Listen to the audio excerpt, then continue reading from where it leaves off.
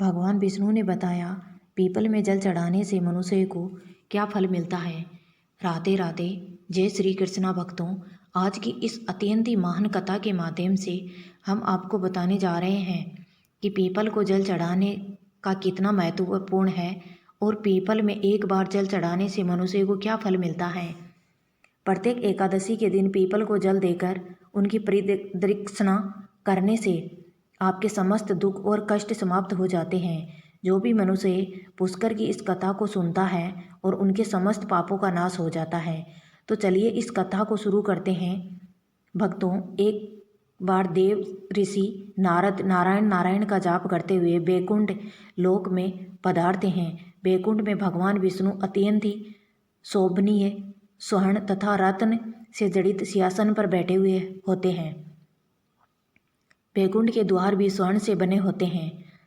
देव ऋषि नारद बैकुंठ के द्वार को पार करते हुए जिस स्थान पर भगवान विष्णु बैठे हुए होते हैं वहाँ पर पहुँच जाते हैं और भगवान विष्णु को प्रणाम करते हैं। देव ऋषि नारद को देखकर भगवान विष्णु कहने लगते हैं, हे देव ऋषि, बैकुंठ में आपका स्वागत है। देव ऋषि नारद प्रसन्नता से भगवान विष्णु को बारंबार प्रणाम करते हुए कहते हैं, हे सृष्टि के पालक, संसार का संचालन करने वाले जनार्दन, समस्त कण में आपका ही वास है। तीनों लोकों में आपकी ही माया फैली हुई है। आपके चरणों में कोटि कोटि नमन। भगवान विष्णु मुस्कुराते हुए कहते हैं, हे देव ऋषि, आज आप दुविधा में दिखाई पड़ रहे हैं। अवश्य ही आपके मन में कोई शंका उत्पन्न हो रही है। अवश्य ही आप कोई समाचार लेकर आए हैं। देव ऋषि कहते हैं, हे प्रभु, आप तो सर्वज्ञ हैं, तीनों लोकों में निवास करते हैं। सभी प्राणियों के अंदर आपका ही वास है। आपसे कुछ छिपा हुआ नहीं है। हे प्रभु, मैं आज वैकुंठ किस कारण से आया हूँ ये भी आप भली भांति जानते हैं कि मैं किसी कारण से चिंतित हूँ। भगवान विष्णु कहते हैं, हे देव ऋषि, मैं जानता हूँ कि आप चिंता में क्यों हैं और आपकी इस अवस्था को भी समझता हूँ। आप जिस शंका को दूर करने के लिए आए हैं वह समस्त मानव जाति के कल्याण के लिए हैं, इसलिए आप निसंकोच होकर पूछिए। फिर देव ऋषि नारद कहते हैं, हे प्रभु, मैं आज कुछ मनुष्यों को पीपल का वृक्ष तोड़ते हुए देखा है। वह वृक्ष बहुत ही पीड़ा में था और मनुष्य बिना सोचे समझे ही पीपल के वृक्ष को तोड़ रहे थे। हे प्रभु, पीपल में तो आपका ही वास है।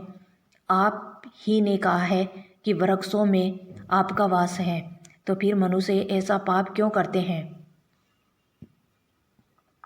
मैं ये ही जानना चाहता हूँ कि पीपल के वृक्ष को जल देने से मनुष्य को कौन सा फल मिलता है। पीपल को जल कब देना चाहिए और किस दिन इसकी पूजा करनी चाहिए। भगवान विष्णु कहते हैं, हे देव ऋषि, आप सत्य ही कहते हैं। वृक्षों में पीपल हूँ। पीपल के वृक्ष में मेरा ही वास है। पीपल के महत्व को बताने से पूर्व मैं आपको एक प्राचीन कथा सुनाता हूँ।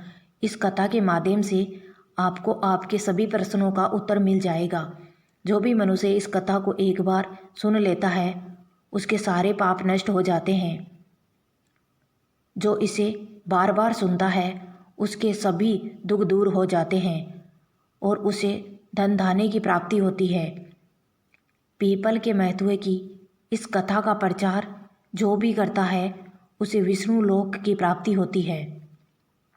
देव ऋषि कहते हैं, हे प्रभु, इस कथा को सुनने की मेरी तीव्र इच्छा हो रही है। आप जल्दी से इस महान कथा को मुझे सुनाइए। मैं इसे ध्यान से पूरा सुनता हूँ और इसका तीनों लोकों में प्रचार करता हूँ। श्री हरि कहते हैं, हे देव ऋषि, प्राचीन काल में एक अत्यंत ही शोभनीय सुंदर नगरी थी जिसका नाम था नंदीग्राम था। उस नगरी में पुष्कर नाम का एक श्रेष्ठ ब्राह्मण रहा करते थे। वे सदैव ही धर्म के अनुष्ठान में लगे रहने वाले, सभी पशु पक्षियों की सेवा करने वाले थे।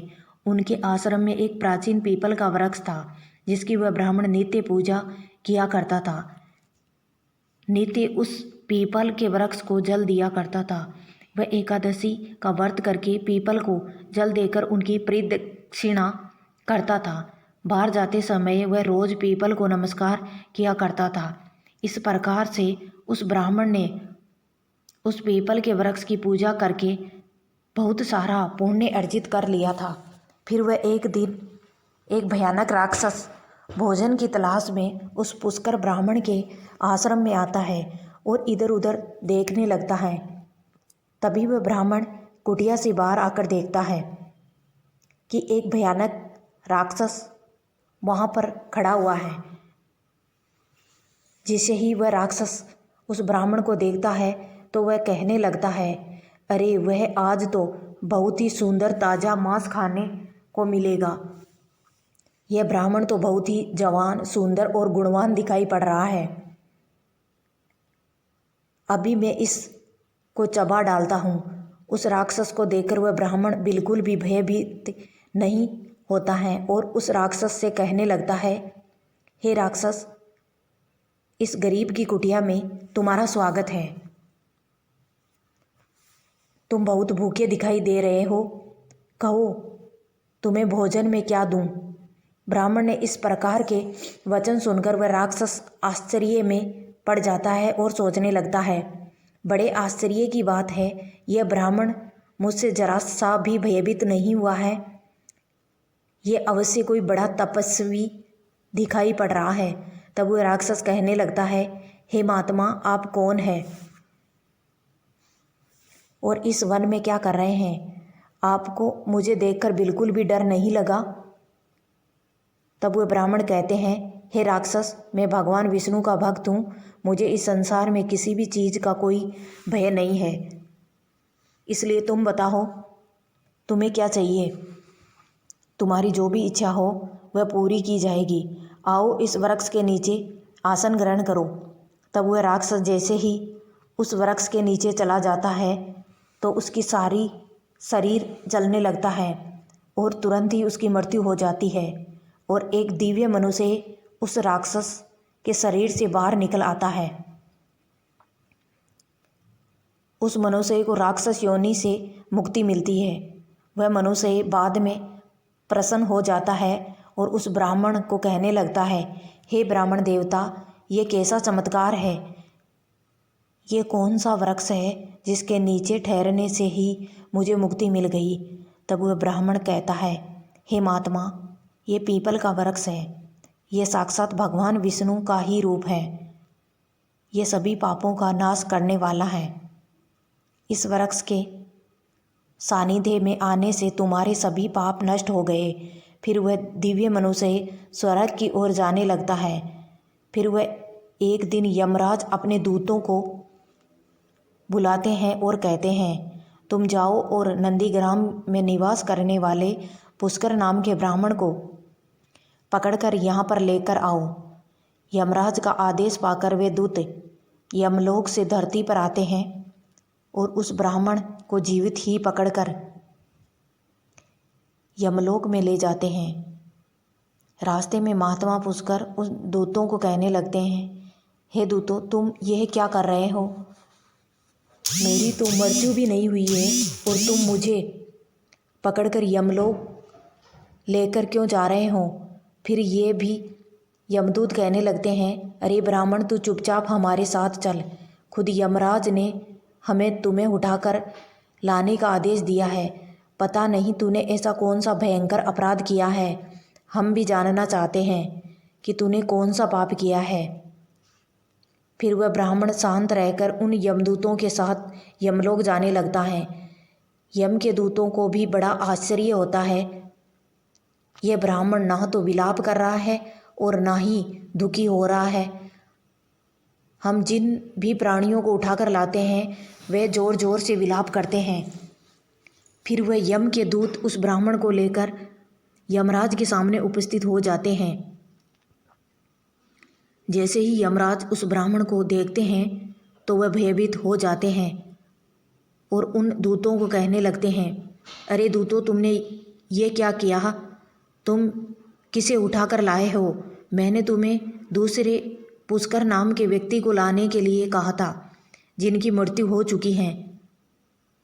तुम लोगों ने बड़ी भूल की है जो इन महात्मा को उठाकर यमलोक लेकर आ गए। इनका स्थान यहाँ पर नहीं है।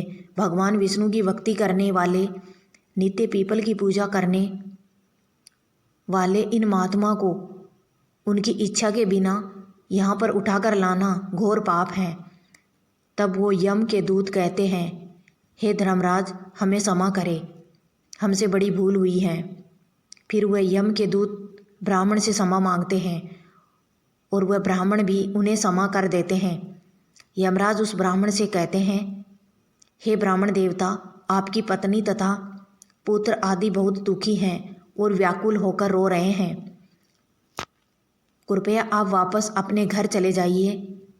अपने दूतों की भूल के लिए मैं आपसे क्षमा मांगता हूँ। कृपया आप अपने घर को लौट जाइए। फिर वह ब्राह्मण कहता है, हे धर्मराज, आपको प्रणाम।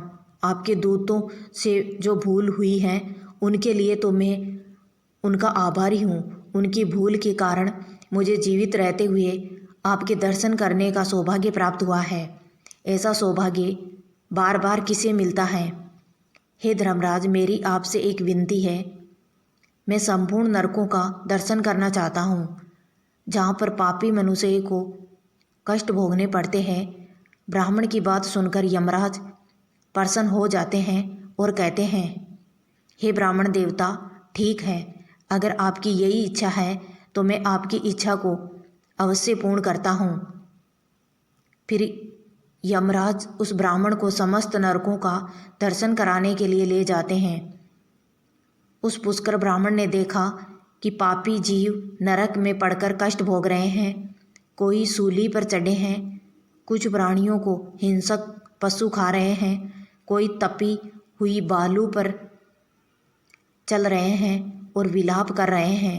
कुछ पापियों को कीड़े खा रहे हैं, कुछ पापियों को उबले हुए तेल के घड़ों में पकाया जा रहा है, कुछ पापियों को यम के भयंकर दूत पीड़ा दे रहे हैं, अस्त्रों से उन पर प्रहार कर रहे हैं।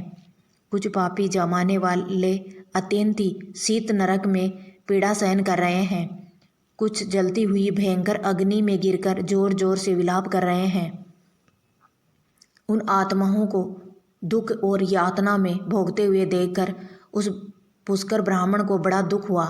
वह उन कष्ट भोग रहे प्राणियों को कहने लगे, क्या आप लोगों ने पृथ्वी पर रहकर कोई भी पुण्य का काम नहीं किया है, जिससे आप सभी को यहाँ नरक में आकर कष्ट भोगने पड़ रहे हैं, नरक में सजा भोग रहे हैं। उन प्राणियों ने कहा, हे विपर्व, हम पृथ्वी पर कोई भी पुण्य नहीं किया, इसी कारण से नरक में गिरकर सजा भुगत रहे हैं। हमने पराई स्त्रियों से संबंध बनाए, दूसरों के घर में चोरी की है, निष्पाप पशुओं की हत्या की है, दूसरों पर झूठे आरोप लगाए हैं, अतिथियों का अनादर किया है, व्यभिचार किया है।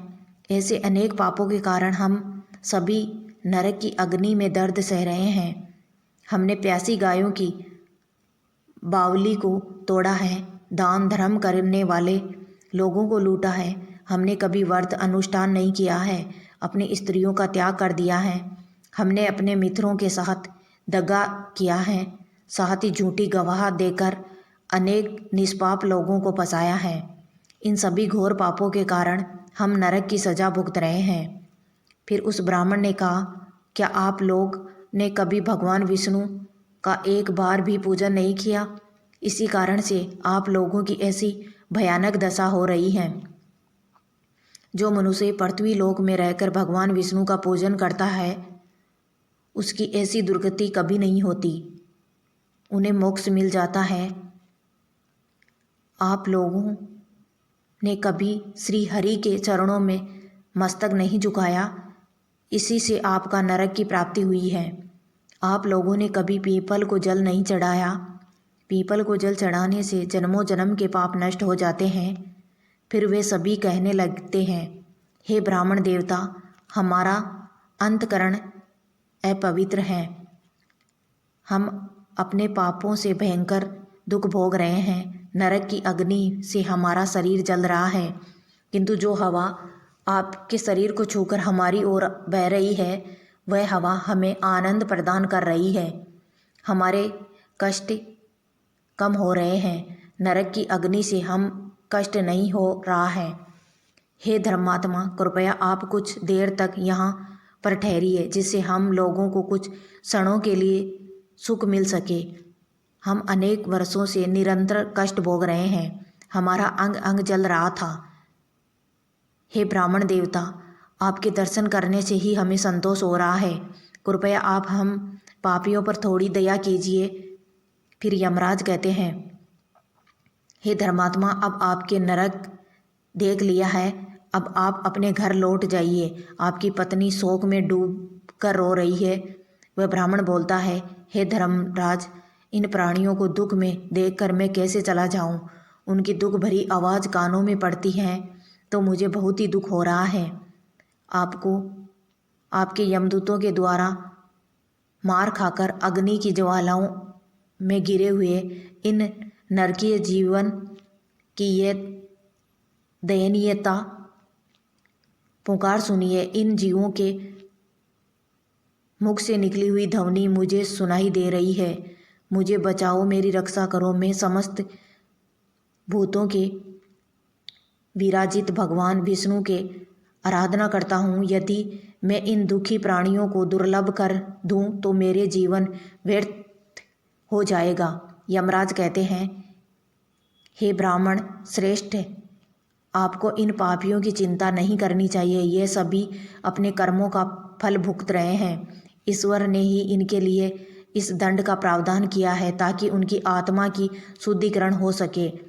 आप उनके लिए कुछ भी नहीं कर सकते हैं। इन्हें नरक की सज़ा भुगतनी पड़ती है। लेकिन फिर भी वह ब्राह्मण नहीं माना और उसने उन नरकीय जीवन को मुक्ति दिलाने के लिए भगवान विष्णु से प्रार्थना करना शुरू कर दिया। वह ब्राह्मण भगवान विष्णु से प्रार्थना करते हुए कहने लगा, हे प्रभु, मैंने सच्चे मन से आपकी आराधना की है।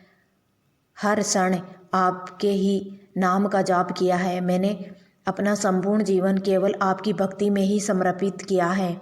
मैं अपना सारा पुण्य इन पापी आत्माओं को दे देता हूँ।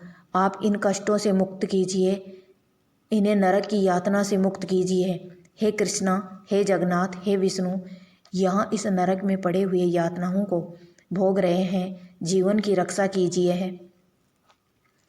पुष्कर ब्राह्मण के द्वारा इतना कहते ही उस नरक के जीवन को तुरंत कष्ट से मुक्ति मिल गई और सभी नरक को छोड़कर स्वर्ग की ओर जाने लगे।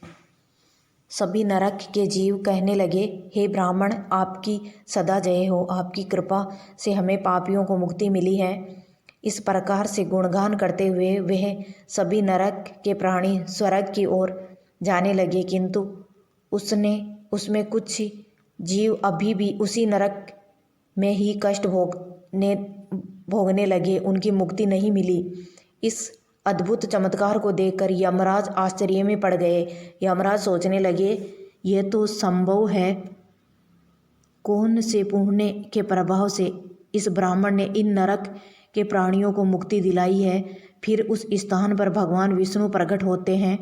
वह ब्राह्मण और यमराज भगवान विष्णु को नमस्कार करते हैं। यमराज भगवान विष्णु से पूछने लगते हैं, हे प्रभु, इस ब्राह्मण ने ऐसा कौन सा पुण्य किया है जो एक ही बार में इतने सारे नरक के प्राणियों को मुक्ति दिलाई है और किसी पाप के कारण ये नरक के जीव अभी सजा भुगत रहे हैं। तब भगवान विष्णु कहते हैं, हे धर्मराज, इस ब्राह्मण ने पीपल के वृक्ष को नित्य जल दिया है, उस वृक्ष का पूजन किया है, इसी कारण यह इतना बड़ा पुण्य आत्मा बन गया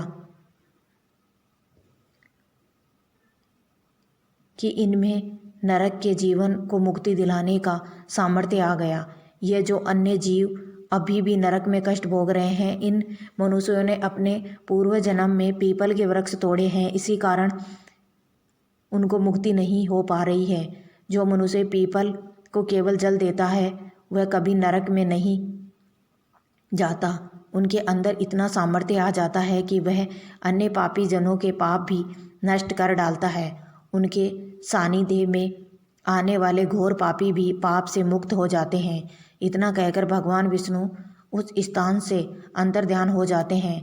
फिर यमराज उस ब्राह्मण को वरदान देते हुए कहते हैं, हे महात्मा, आप धन्य हो, आप पृथ्वी पर सदा निवास करो, आपको मुझसे कोई भय नहीं होगा।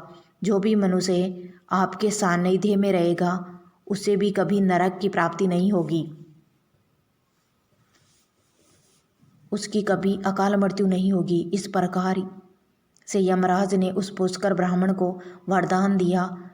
इस ब्राह्मण ने यमराज को नमस्कार किया और पृथ्वी पर लौटकर आ गए और पहले की तरह नित्य भगवान विष्णु का पूजन करने लगे और पीपल को जल चढ़ाने लगे।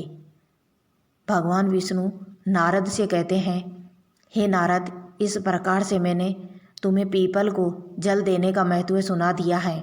जो भी मनुष्य पुष्कर की इस कथा को सुनता है उसके समस्त पापों का नाश हो जाता है।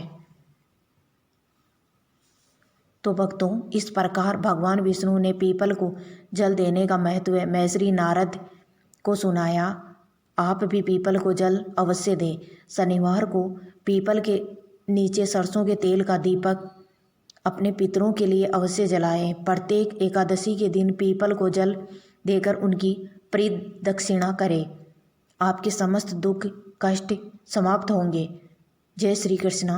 भक्तों, आपको ये कथा कैसी लगी कृपया कमेंट करके ज़रूर बताएं और कमेंट में जय श्री हरि विष्णु लिखना ना भूलें। वीडियो पसंद आया हो तो वीडियो को लाइक करें और ऐसी ही और बहुत सारी कथाएं और कहानियां सुनने के लिए चैनल को सब्सक्राइब ज़रूर कीजिए। धन्यवाद।